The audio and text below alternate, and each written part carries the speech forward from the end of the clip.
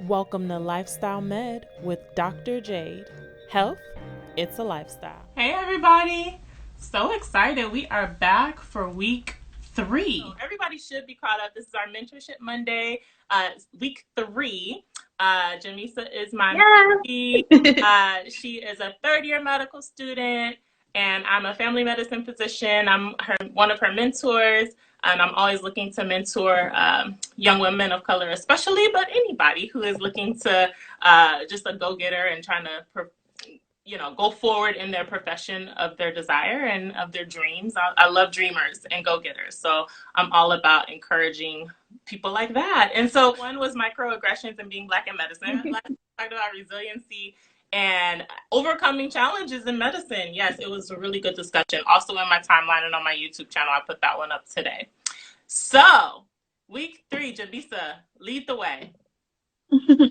Okay, so my Dr. Jade said, like literally, I'm going through my everyday life, and I'm like, wow, like this is an issue.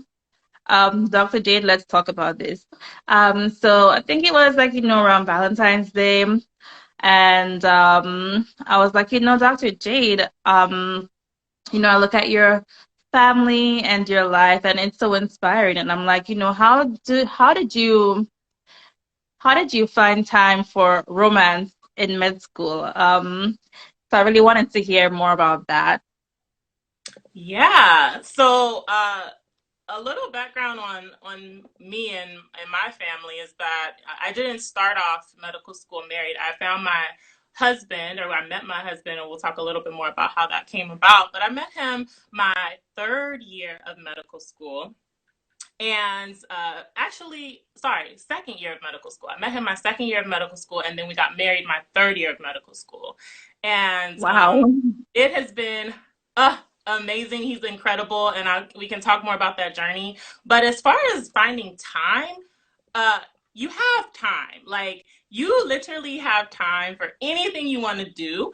To me, I'm like everybody's got to eat, and I know last week we talked about having balance, and when it's time to like have a meal, that you put the books away and you enjoy a meal, and then you come back and then you study if you're going to come back. But and having a strict cutoff time and being like, okay, at 6 o'clock, I am going to stop studying. And then I Yeah. to go enjoy a meal. And that meal can be with someone you're dating, right?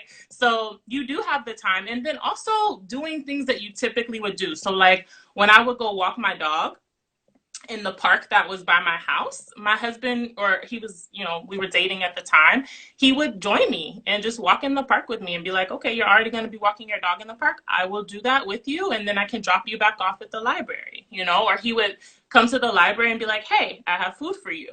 Come outside, and we enjoyed a meal in the car. And then I would go back into the library. So, it was just like those little special moments, or we would schedule a date on the weekends and be like, okay, Saturday, 6 a.m. or 6 p.m. I'm going to stop studying, and the rest of the night is our date night. And I would look forward to that all week. So, as far as finding time, you definitely have the time.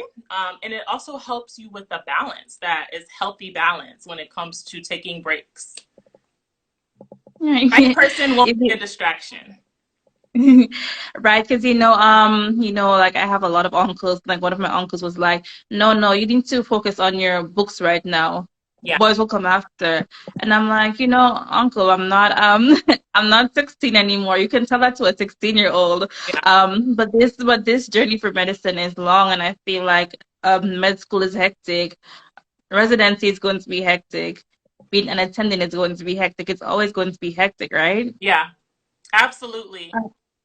So, how would you say, how did you prevent like being in a relationship in medical school from distracting you from your studies? And okay, on that same note, how did you not be in a relationship with your studies as opposed to with your partner? Absolutely. Like, That's good. So a couple of things.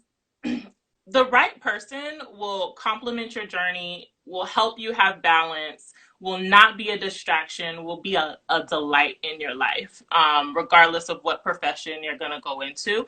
And the whole total opposite is true too. The wrong person will be a distraction regardless if you're a doctor or if you're anything else. If they will be, make your life miserable, regardless of your career. So I think it's more so about finding a person that's compatible with you, who has similar values to you, who believes in what you believe in, and wants to uplift you, wants to make your life better, and wants to just, you know, do anything that they can do to help in that journey and to bring joy along a tough journey. And it takes a That's special person. true. I'm not gonna sit here and pretend like that is an easy person to find, right? Because it's a unique career field. It's a demanding career field, no doubt about it. So it takes a special person, which is why I'm always going to bring it back to God, which is why I believe in praying for what you desire, Mm. and praying for it and believing that God is going to do it because he wants what's best for us. He loves us and he will do it in his timing. That's the other thing. It may not be your first year of med school. It may not be pre-med, but not settling for something that is distracting in your journey, because Right. it's gonna feel right. It's not gonna feel like a distraction. It's gonna be like, oh, I have somebody helping me along my journey and to enjoy this journey with. And so that's what my husband has been for me. Right. But wow, you answered my next question before I even asked it, but I'm still gonna ask it Okay. because it was a good question. So I was gonna ask you, how do you weed out something that's potentially good from something that's only going to distract you from your purpose, right? Because there are going to be like, well, like for me, there are people in my DMs. There are people, making advances. And sometimes I'm like, my life feels so busy right now. And yes, I know we have to take time for life. But I feel like anyone who I let in right now means I'm going to have to sacrifice the time that I spend doing something else, either the time that I spend bonding with my dog, and I love my dog. Either the time that I spend, maybe I have to meditate for like 5 minutes less on the morning, or um, I don't want it to get to that, but when I wake up, I try to do my devotions first thing. Is it going to take from that time? Is it going to take from the time I spend with my family, or like, do I have to switch up calling my friends to spend time with this person? So, it's an investment, right? How do you how do you determine if that person is worth investing in, like, upfront before you even invest in them? Yeah. So these are great questions. So I think it's important to be clear about what you desire. And what I desired was to be married, to be active in ministry, to have a career that I love in medicine, and to own my own practice one day, and to own my own business, and to be a mom. Those were the things that I really desired. And I would have people Mhm. tell me, well, you kind of got to pick, like that's a whole lot. Like you can't be a wife and a mom and a doctor and Yeah, own a I've heard, career. I've been hearing that. Yeah, that those are lies. Like you can, but because that I was clear about the fact that that's what I wanted that combination of things. So I had to, before I tried to like find the one, I had to be the one. I had to be ready Mm, for what I wanted and what I was praying for. And so I already had mm, imagined, like, okay, well, how will I manage my time? Well, one thing I will do is I will not take work home. And to this day, I do not bring work home. Like when residency hours are done, I go home and the rest of my night is for my family. And so I imagined these things before, and how will I make time? Well, what will I do? Okay, well, I want to open my own practice so then I can have weekends off, and then my weekends will be for my kids, and I will be able to close my office when I want to close my office, and that way I won't miss my kids' soccer games or dance practices. I want to be an active parent. I don't want to be buried in the hospital and miss everything. So I had to think about the life I wanted, pray for that, and then make steps towards attaining that. And a part of that was making time for my dating life. Now, the other part of your question was, how do you know if you're dating the right person? I am going to say things that other women may not say. I know that some of my girlfriends do not date this way, and I have no time to waste, and I have no time for time wasters. That was how I felt, and I didn't want anybody. Once I was in medical school, I was like, I don't want anybody but who God has for me. And I would Right. filter through them quickly to figure out, are you who God has for me or not? Because I don't have time to waste. Moving on. Because I'm busy and I'm on a mission, you know? Yeah, I And respect so that. my husband laughs and says that on our first date to Starbucks, it was like a casual thing just to go out to see, you know, if we wanted to really date.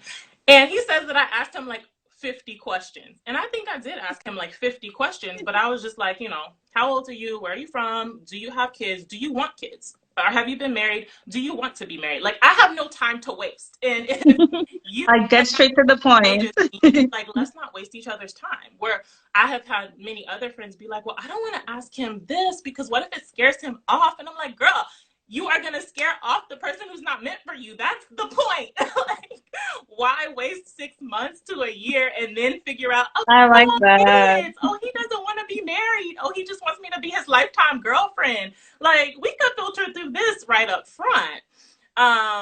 So that's how I approached it. And I asked that man 50 questions on the first date. And it let me know, okay, we can go on date number 2. And then you can prepare for my next set of questions that I've thought of since then. So that's how I approached it in med school because I have no time to waste. We are on a mission here. We are. We are. I love that. I love that. Makes note. I mean, everybody's different. I can only tell you what I did. And Hmm. I got a lot of questions because I need to know. And if you're not the one, that's okay. But we're going to move on. Right. I mean, I think it's better to know off the bat that the person's not looking to get married, to just, end it there, then and there. If you're looking to get married and they're not because you don't have the same mission, why waste, Yeah. like you said, 6 months before finding that out? Yeah. I don't know where this whole thing came from of like women should be like, go with the flow and Netflix and chill first and then, you know, eventually be like, so what are we? No, no, no, no. Like, I'm not about that. Like, that was not, I approached the opposite way. Like being intentional. Intentional. Absolutely. And being clear about what I wanted and just seeing, hey, are we compatible? And it's okay if we're not.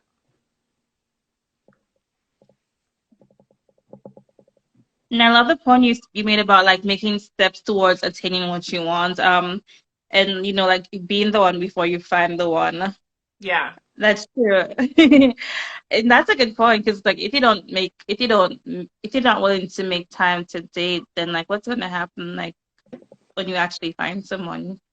Absolutely. And it doesn't get easier. I mean, as we go higher and we attain more, there are more roles that are put on us. So being clear about setting boundaries is important. And so I'm really good at setting boundaries. And I'm not always perfect. And there's sometimes my husband's like, hey, um, you're on your phone a lot, or hey, you know, you're bringing work home, are you, what happened? And so I'm like, oh yeah, I forgot. I always stay an extra 30 minutes, finish all my notes, finish everything at work, and then come home and everybody has my undivided attention without me being there but not being present. I'm really intentional about trying to be present for my patients when I'm with my patients and for my Right. when I'm with my family. um yeah. And I love that because I think we're in an age where like multitasking has been so hyped up that we want to multitask everything and we find that we don't even spend time with our families. Like when you're with your family, you're WhatsApping your friends or talking to your friends on the phone. When you're with your friends, you're talking to your family on the phone. Like we don't focus on the time that we spend with each other enough. So I love that. I love that. Being intentional, and like being in the moment. Yeah. Yeah. My next question, right? So I know that like a lot of men, well, like yeah, a lot of men, I shouldn't say that. But it can be hard being with a woman who's successful. Yeah. And like I don't ever want to knock anyone or anything like that. Like I don't believe that, the man has to make more money, or like it's not about money or anything like that. But you do want someone whose ambition matches yours. So how do you handle like being how did you handle being like a successful woman and dating as a successful woman? Yeah. So Mm-mm. I have a lot of friends who have these things in their mind where like their man has to make a certain amount of money, or they have to have this career to be acceptable to date. And I never really had that mindset. My mindset was always they have to be super passionate about what they want to do. I want somebody who loves what they do as much as I love what I do. And they have to be the type of person who wants to be the best at it. And I believe that people who do what they're passionate about and are ambitious by nature will be successful financially in whatever they put their mind to. That's what I believe. And Right. so I never had it in my mind like, because I'm going to be a doctor, I have to marry a doctor. And I Right. didn't want to marry a doctor. I always was like, I want to be the doctor. And I really want somebody who has something that they're strong in and that they're passionate about, that is something I have really no interest in. And I can learn something from them, and we can have an interesting conversation about something different. So that was more so what I envisioned. Now, if God had it set that I would marry a doctor, then I would be okay with that. But, my husband, I am really not technologically savvy at all. And I met this man who was really into computers and technology and had this career in that. And it was like something I know nothing about. And so it was so interesting where I could tell him things about medicine. And he'd be like, huh, what's that word mean? And then he would tell me something about technology and I'd be like, what? What is that? And I just found that to be so attractive. And because he's so ambitious and he's so talented, he's a musician and he's in technology, and he writes grants and does nonprofit work, and he has so many things that he's naturally successful in those things. And I never looked at that like, well, what's your paycheck say? And to be honest, my husband is the breadwinner. I'm in residency, he is the breadwinner. And so, and that may change. I really believe that money and careers, they can come and go. We've That's seen, if true. there's not one thing this pandemic has taught us, it's taught us that finances, health, everything, it's but a vapor, and it can It be is. ups and downs to that. So he is the breadwinner today, I may be the breadwinner tomorrow, but the foundation of our marriage and our love and our connection and our vision and goals, like, that is what matters. And all that other stuff can be attained if you're with the right person who is ambitious and passionate about something.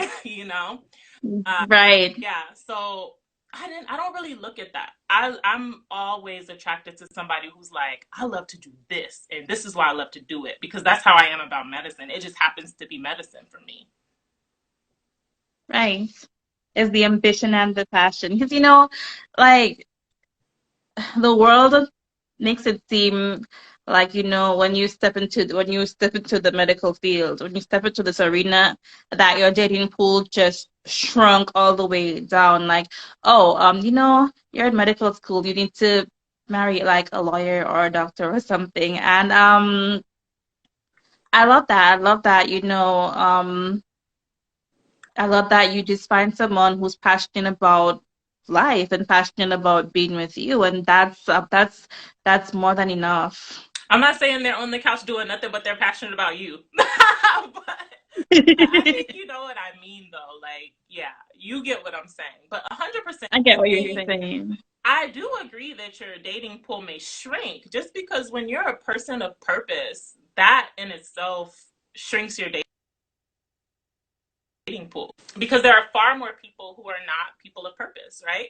So I think Yeah. that's what shrinks your dating pool more than the fact that your purpose is medicine. I think when you are an ambitious person who is on a mission to do something fantastic and something extraordinary in whatever that is you're passionate about, that shrinks your dating pool, right? Okay. But That's that true. doesn't mean that they're But not my out next there. but so my next question though about that dating pool. Um Like, when you're always at home just studying, like it really does feel like your dating pool is like those like your iPad. Yes, yes, yes. Um, so if I'm not asking too much, like how did you guys meet? Yeah, no, that's not asking too much. So that's important. That's an important part, right? Because it's like if you're in the library all day studying, which is what we do in medical school, and if your only option isn't a fellow colleague or classmate, then how do you meet people? And so again, I think this goes back to being the one and instead of trying to find the one. Now, I had to grow into this. I was becoming impatient too. Once I was in medical school, I was like, okay, God, like I'm ready for the real thing. And where is he? And where do I meet him? All I do is study. Like all of that crossed my mind 100%. Mhm. And so what I heard God say was, you need to focus on me. And so I heard that clearly, and I was like, okay, I need to focus on God. And so what I focused on was my health, on, running and going to the gym. And that's when I really got into health and fitness and like fitness documentaries and learning about juicing and learning about plant-based diets, all the things I talk about on my Wellness Wednesday. Like that was the phase of my life when I really got on fire for what I was passionate about and Mhm. what area of medicine I was passionate about. And when I got busy with what God had for me and getting involved in church and ministry and being in small groups and praise dancing, and when I got involved in Him and focused on Him and prayed for what I desired, when it came to love and marriage and things like that, that's when God brought me my husband, when I stopped looking. When I was looking and I was like, oh, okay, nothing against dating apps, but I was like, is the only way I'm going to meet somebody like a dating app if I'm just in the library all day? Yeah. Plenty of people who find people successfully through dating apps. But my point was, I didn't know how else I was going to find somebody, right? If I was in medicine and studying all the time. And so when I got busy about God's business for me and what his vision was for me and what he wanted my focus to be in that phase, which was him, and on myself, right? And being a whole person before I tried to cleave to my husband, my future husband, that's when he just brought him right into my life. So the story is I was in town. It was my first week in town because my medical school had a split campus. You were in one part of Illinois for year one, and then year 2, 3, and 4, you were in a different campus in Illinois. So I Right. just moved to the new campus, or the second through fourth year campus. It was my first week there. I asked, my first question to all my upperclassmen was, where do you suggest to go to church? And everybody told me about this one particular church. So my first Sunday there, I went to church, and I'm single, right? So I'm like looking around the congregation, like, what do we have in this new town, right? And I was like, oh, Lord, it's going to be a long 3 years here because I don't see nothing in this audience. But then I looked on stage and I noticed the keyboard player was fine. And I was like, oh, wow. But then I heard them calling him minister. And that day he had a solo and he was singing and playing. And I was like, oh, okay. So one, he's probably older. Two, he's a minister. And, I was newer in my walk with Christ. So I was like, I'm not really like the minister's wife kind of chick. And, and then I was like, he's probably married. I mean, aren't most ministers already married, right? And so all these things went through my head and I was like, oh, okay, moving on. And so then I went to the grocery store after church, and there he was at the grocery store. And Wow. yeah, and he came up to me, and because the Black community there was very small, it was a smaller town, and he's like, hey, you're not from around here, are you new here? And I was like, yeah, I'm new here, it's my first week here. And he's like, well, what are you here for? I told him med school. And he's like, oh, well, do you like live music? And I was like, yeah. And he said, oh, I play in a band, I can let you know when some music is happening, so you have something to do in your spare time when you're not studying. And I was like, okay. And I wasn't even sure if he was hitting on me. He wasn't being flirtatious. He was just being a gentleman, really. And so I gave him my number with the intention of like, okay, maybe he will let me know when some concerts are happening. And then when we left, I was like, I don't even know if he was hitting on me or if he was really being nice. And then he texted me right after and was like, hey, I'd love to go out to coffee or tea sometime, if you like that. And I was like, oh yeah. And that's when we met at Starbucks that next week. But so that's the story of how we met. And then from then we were inseparable, and we went on date after date after date, and it was led straight to marriage a year later. So that's our story. Wow. When I stopped looking, I went to church, then the grocery store, and there was my husband. Completely random. Yeah, yeah. That's beautiful and encouraging. Thank you for sharing that. Yeah, I think I really just have so many girlfriends and mentees that are on the hunt, and still haven't really figured out what they love and what makes them happy. And all of that will transpire and transition into what type of spouse and partner you will be, because now I juice for my family and I juice for our daughter, and all the things that I really honed in on loving when I was single, like really using that single time. I know people make it seem like being single is supposed to be this time of misery, but really make It's not. hey, what do I like to do? What am I into?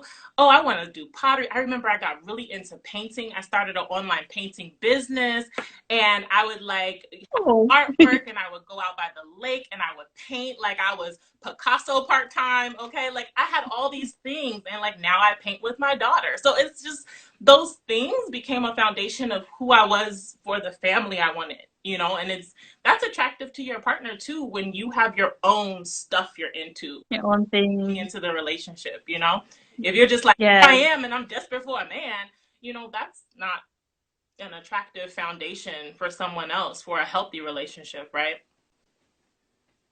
that's true. And like that really helps. Because my fear has been that like if I'm not open to being in a relationship, then I'm closed off to it. But that's not the case. No. That's not the case. Yeah, I don't think it has to be so black and white where you're like, I'm looking or I'm not looking. It could just be like, God, I'm ready when you're ready. And at least that's how I was. I was like, hey, God, I'm ready. And I'm going to just get busy with all the other rich parts of my life. And I just want you to know I'm ready, and I'm going to keep praying for this. And when you say it's time, I know that it will happen. I love that. And in terms of, okay, so I know that me personally, like I don't know if I'd be able to date a medical student because I know what I've been through, and it's so I get so emotional and so stressed out sometimes.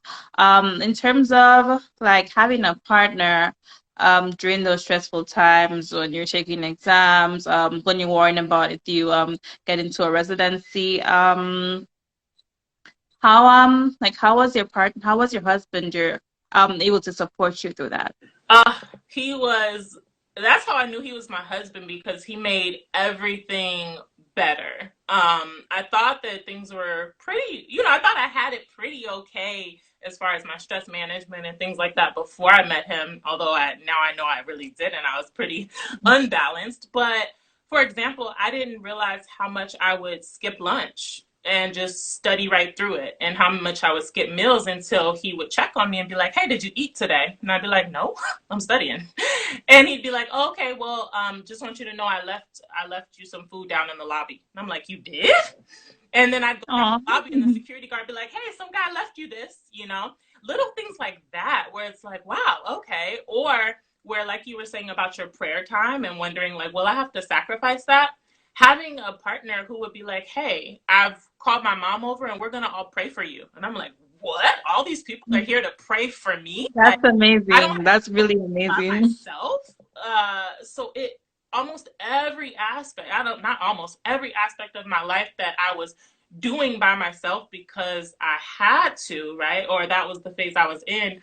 He just made my life so full and so rich and so beautiful in ways that I didn't even know was missing. And I didn't know that I was skipping lunch so much until somebody brought me lunch every day.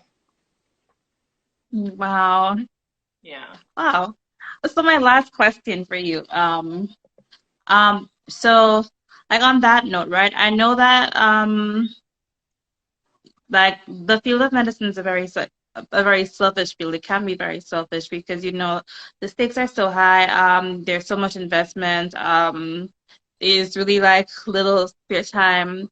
How did how did you find the time to be able to be there for, or how did you manage being there for him? Like you just said, he was there for you in so many ways, and maybe this question can even be extended to like not just like him, but like to your family and friends.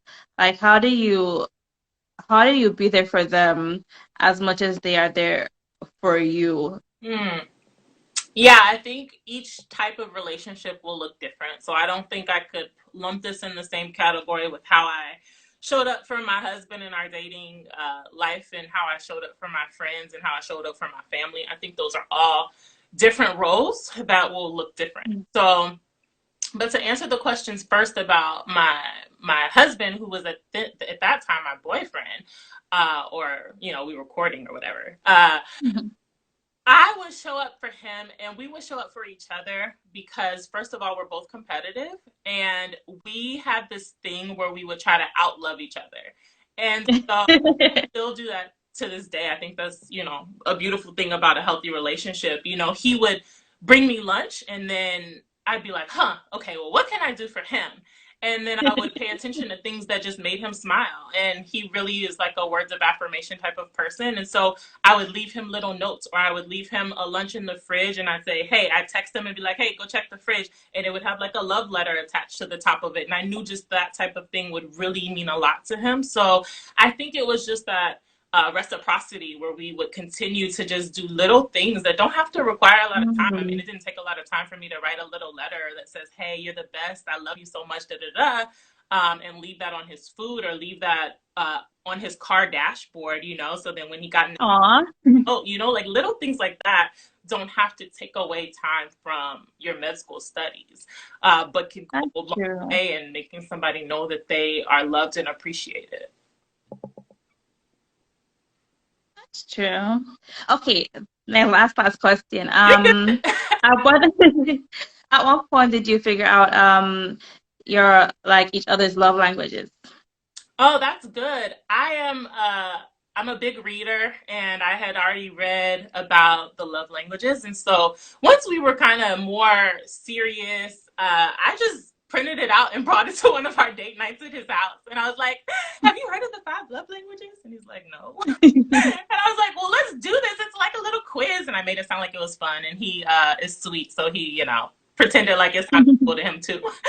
And so, one thing, paying attention. I already know that when I said sweet things that made him smile, I already know that we both love physical touch. So little things like that. I assumed which ones were his top two, but it was fun for me to actually, because I'm type A, to be like, here, let's do this quiz and let's, see if what we think it is. You were right, yeah. So we actually did do the five love language quiz together. Nice. Lucky man. He goes along with so many of my ideas, but yeah, we did that. That's how you knew he was the one. I knew he was the one because he made my life better. He didn't stress me out. He didn't distract me. He cared about me, and I didn't have to be anything else or do anything else. He didn't try to change me. And the final thing is that God told me that was my husband, and that was all I needed to know. Nobody else had to really tell me anything. Right. And that note that's very important. That's very important because I think a lot of the times we try to change to impress someone else, and the fact that you didn't have to do that, he made you feel comfortable just as you are, Oh yeah. and he accepted you that way. That's really important. Absolutely. And I knew what the opposite felt like. I knew what it felt like to be with somebody who tried to change me, who tried to stifle my creativity, who tried uh, who was literally the opposite. So I knew I had experienced what that would looked like.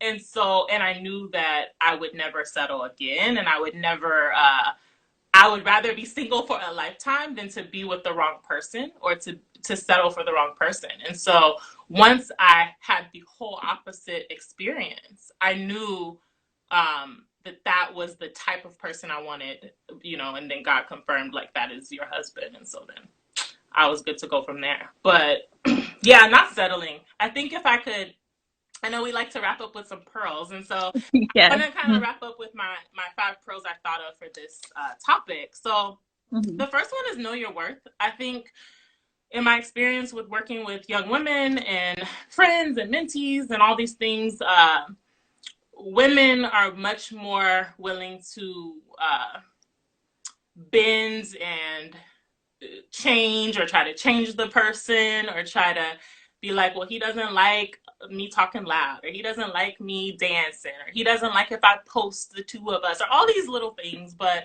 really knowing your worth and being like, this is what I desire. And if that is not what you desire, that is okay. But we don't have to force anything that isn't naturally what it's supposed to be, right? And so then my second pearl is something I've talked about here tonight, is pray for what you want and what you desire. So pray for what you want and what you desire, and then believe that God will do it in his perfect timing. Okay. And then my third pearl is to stop looking for the right one and focus on being the right one. And then my fourth pearl is don't settle. Okay. And then my fifth pearl is that the right one will make your life easier and better. And I think that sometimes we get so caught up in like, well, will I be distracted? Or maybe I can't study how I used to study, or all these things. But the right person will want what's best for you, and they will add, the flavor to your life. They won't be your life, but they will. I like to think that, you should already be the ice cream, and that they should be the syrup and the cherry. Like, they should just enhance the flavor, but you can't expect them to be the flavor. You are the flavor. Enhancement. So yeah, they should make your life even more rich and even more beautiful than it already That's really good. Yeah. Thank you so much for sharing that. Yeah, I hope I answered all your questions tonight. You guys, thank you so much in the comments. I have been reading them all. I've gotten some of the topics that people have said they would like to see. If there are other topics that you would like to see us discuss on these Mentorship Mondays, throw them in the comments. We do read them. And Jamisa, any other closing thoughts? Well, you summed that up so nicely. But again, just thank you for being, open to talking and sharing a little piece of your life out here in front of the entire world, and just for encouraging me and encouraging everyone else out here, because your story gives us motivation. Yeah, it's all God. I don't take any credit for what God has done, but I'm happy to share what he's done, and what I don't know, I'm happy to say I don't know, and where I haven't been, but I know I like to experience the right one along a difficult journey, and so I'm happy to share that. What is our topic for next week, Janisa? So our topic for next week is time management in med school, Okay. And having healthy boundaries, because it's been a struggle. Okay. It's been a real struggle. So I'm looking forward to talking about that. All right. So time management and setting healthy boundaries. I need to set some boundaries with my dog too, because she just wants to take all of my time. Well, thank you guys all for being here. I hope you enjoyed this Mentorship Monday, and I definitely enjoyed being here. I love doing these, and we will see you next week then. So bye, everybody. Bye. Be sure to like, comment, share, and subscribe. Thank you, and God bless.